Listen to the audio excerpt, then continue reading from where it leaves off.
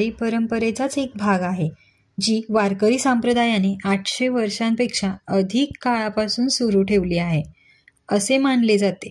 कार्तिकी एकादशीच्या वारीच्या सुरुवातीबद्दल अनेक आख्यायिका आहेत आणि सिद्धांतही आहेत. सुरुवातीला वारकरी आपापल्या दिंड्या घेऊन पंढरपूरला पायी जात असत, परंतु संतांच्या पादुकांना पालखीतून घेऊन जाण्याची प्रथा नंतर सुरू झाली. श्री नारायण महाराज, तुकाराम महाराजांचे धाकटे चिरंजीव यांनी तुकाराम महाराजांच्या पादुका पालखीत ठेवून दिंडीसोबत पंढरपूरला घेऊन जाण्याची प्रथा सुरू केली. हा वारीच्या प्रवासातील एक महत्त्वाचा टप्पा मानला जातो, जेथे वेगवेगळ्या दिंड्या एकत्र आल्या. कार्तिक शुद्ध एकादशीला ही वारी होते. या वारीमध्ये संत ज्ञानेश्वर महाराजांच्या समाधीस्थळी म्हणजेच आळंदीला देखील वारीचा सोहळा असतो. वारी ही केवळ धार्मिक यात्रा नसून ती सामाजिक समानता, एकात्मता, भक्ती आणि महाराष्ट्राच्या संस्कृतीचे प्रतीक आहे. छत्रपती संभाजी महाराजांच्या काळात मुघलांमुळे वारी करणे कठीण होते. संत तुकाराम महाराजांचे सुपुत्र महादेव महाराज यांनी ही अडचण छत्रपती संभाजी महाराजांसमोर मांडली.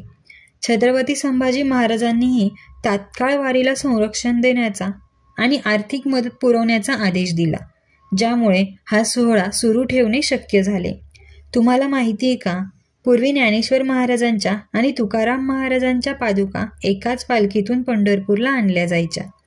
पण 19व्या शतकात पालखी सोहळ्याचे विभाजन होऊन दोन्ही संतांच्या पादुका एकाच पालखीतून नेण्याची परंपरा खंडित झाली.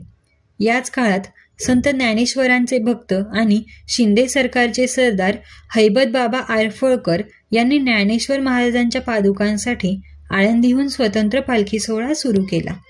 त्यांनी पालखीसाठी रथ, घोडे आणि वारकऱ्यांसाठी दिंड्यांची शिस्तबद्ध रचना जसे की रिंगण निश्चित केले, ज्यामुळे आजच्या वारीला सुव्यवस्थित स्वरूप प्राप्त झाले.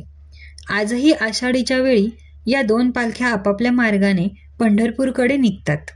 संत तुकाराम महाराजांची पालखी श्री क्षेत्र देहू येथून निघते, तर संत ज्ञानेश्वर महाराजांची पालखी श्री क्षेत्र आळंदी येथून निघते.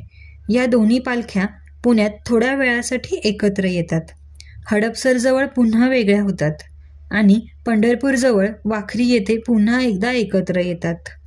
हा पायी प्रवास साधारणपणे 21 दिवसांचा असतो आणि आषाढी एकादशीच्या आदल्या दिवशी पंढरपूरला पोहोचतो. या दोन पालख्या ज्ञानबा तुकारामाच्या जयघोषात लाखो वारकऱ्यांसह प्रवास करतात, जे महाराष्ट्राच्या आध्यात्मिक आणि सामाजिक एकतेचे प्रतीक आहे. पुढे आपण कार्तिकी वारी